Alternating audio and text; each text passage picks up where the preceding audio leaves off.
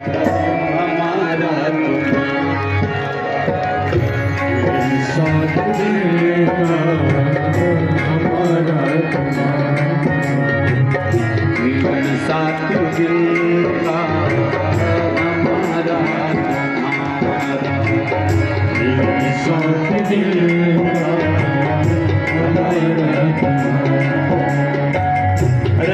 जिंदगी तो मिलेंगे दोबारा, रही जिंदगी तो मिलेंगे दोबारा, मिलन साथ दिल का हमारा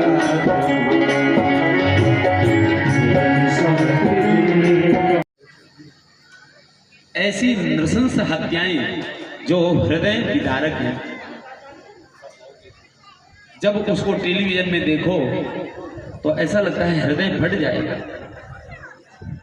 पहले भी आतंकवादी गतिविधियां होती रही हैं, लेकिन इतना दर्दनाक नहीं हुआ, इतना हृदय विदारक नहीं हुआ। क्यों? इस बार उन्होंने धर्म पूछ करके मारा, धर्म पूछ करके मारा।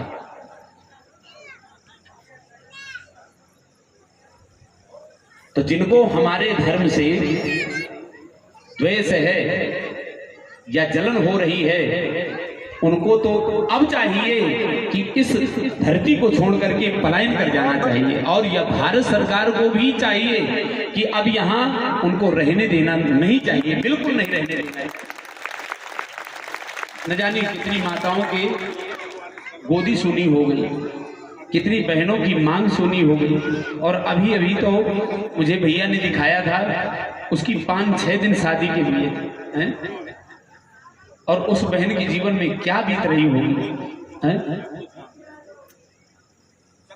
लेकिन हम आत्मविश्वासी भी बने और हमारे अंदर आत्मबल भी बढ़े। और ऐसा नहीं है, अब पूरे देश की सनातन इस फौज को एकत्रित होने का अब समय आ गया है। और सरकार पर ज्यादा से ज्यादा बिना दबाव बनाए ही आज वो दबाव समझ रही है। और उन परिस्थितियों को समझते हुए हमारी भारत की सरकार कड़े से कड़े सशक्त निर्णय ले रही है। और उन निर्णयों में आज हमारी भारत की जीत हो।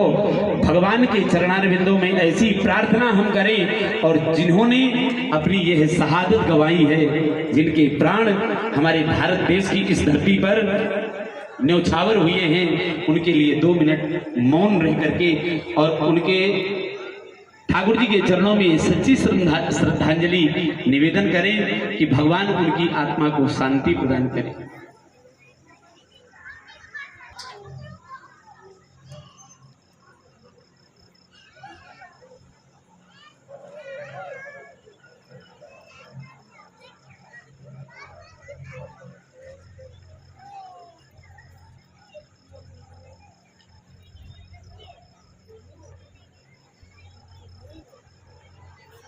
मन से, वचन से, बुद्धि से जो भी कर्म किए जाए भगवान के चरणों में निवेदन कर दिए जाएं, यही भागवत धर्म है। और इसके बाद में अवधूतों का आख्यान सुनाया है। दत्त भगवान ने 24 गुरु बनाए हैं, जिससे थोड़ी सी भी शिक्षा मिली उसको गुरु बना लिया। जीवन में शिक्षा गुरु तो अनेक हो सकते हैं, लेकिन जीवन में दीक्षा गुरु तो एक ही होता है।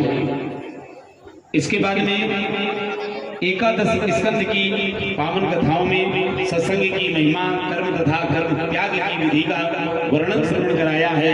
और हंस रूप से श्रीकारियों को दिए हुए उपदेश को श्रवण करा करके आज भिन्न भिन्न सिद्धियों के नाम और उनके लक्षणों को श्रवण कराया है। भगवान की विभूतियों का बहुत सुंदर वर्णाश्रम और धर्म निरूपण श्रवण करा करके वानप्रस्थ और सन्यासियों के ये शरणागति है। दोनों हाथ उठाइए, बड़े प्रेम से बोलना, सब बोलना। हरे नमः, हरे नमः, हरे नमः, हरे नमः, हरे नमः, हरे नमः। बोली भागवत भगवान की जय। हमारे आदरणीय श्री शैलेंद्र पटेरिया जी, हमारी आदरणीय यजमान स्वरूपा श्रीमती नीलम पटेरिया जी, पंडित भूपेंद्र पटेरिया जी, पंडित जयप्रकाश पटेरिया जी, डॉक्टर साहब सीके पटेरिया जी अपने परिवारीजनों के साथ में, सगे संबंधी रिश्तेदारों के साथ में आज बड़े भाव से श्रीमद् भागवत जी कथा श्रवण करके आज समापन दिवस में विराजमान। इन्होंने अपने पुरखों के, अपने पितरों के आशीर्वाद से यह श्रीमद् भागवत जी की कथा को कराने का सौभाग्य प्राप्त किया है। एक बार इस परिवार के लिए जोरदार तालियों से स्वागत करें। इनकी कथा श्रवण करने के लिए जो इनके रिश्तेदार आए हैं, चाचा जी आए हैं, फूफा जी आए हैं, बुआ जी आई हैं, और जो भी दूर दूर से भोजन करने के लिए श्रीमद् भागवत जी का 18वां 1000वां श्लोक पहले मैं बोलूंगा, इसके बाद आप बोलेंगे। सभी हाथ जोड़ लीजिए। नाम, सभी बोलिएगा, सभी जो यहाँ बैठे हैं सब बोलिएगा। नाम संकीर्तनम यस्य सर्व पाप प्रणाशनम प्रणामो दुख शमनः तम नमामि हरिम परम। इसका सुंदर भाव क्या है, अर्थ क्या है, ये सुन लेना। नाम माने नाम मन, संकीर्तन माने कीर्तन, यस्य माने जिसका सर्व पाप प्रणाशनम, जिसका संकीर्तन मात्र करने से सारे पापों का प्रणाशन हो जाए। बिंदों में प्रणाम करने से जीवन के जितने दुख हैं सब भगवान के चरणार बिंदों में चले जाए। ये संस्कृत का श्लोक था। 3 बार बोलेंगे हरे नमः हरे नमः हरे नमः। पहले मैं बोलूंगा, इसके बाद आप बोलेंगे, और उच्च आवाज में बोलना है। जहां तक ये आवाज जाएगी वहां तक के पाप और ताप। तो कथा सुनाई है तो दक्षिणा लेने का अधिकार भी है कि नहीं है? अच्छा, कितने यहाँ बैठे हैं जो जानते हैं, मानते हैं कि दक्षिणा देनी चाहिए? बस वही बात आ रही है। आपने जो भी यहाँ कोई भागवत जी की, और आपको ऐसा लगा हो कि ये बात बहुत अच्छी है, हमारे जीवन में सुधार करने वाली ये बात है, तो उस बात को यहाँ से पकड़ करके ले जाना और अपने जीवन की एक बुराई यहाँ छोड़ करके चले जाना। एक बुराई जरूर छोड़ना यहाँ पर, और बाकी भी हरि के चरणार बिंदों में एक ही प्रार्थना है कि वही बुराई इसी जगह से ये पुष्प बन करके जाएगी और वही खुशियां फैलाएगी किसी दूसरी जगह मंडप में, क्योंकि यहाँ की वहां, वहां की वहां, ये सब पेड़ से पुष्प बनते हैं और पुष्प तोड़ करके कहीं न कहीं चढ़ाए जाते हैं।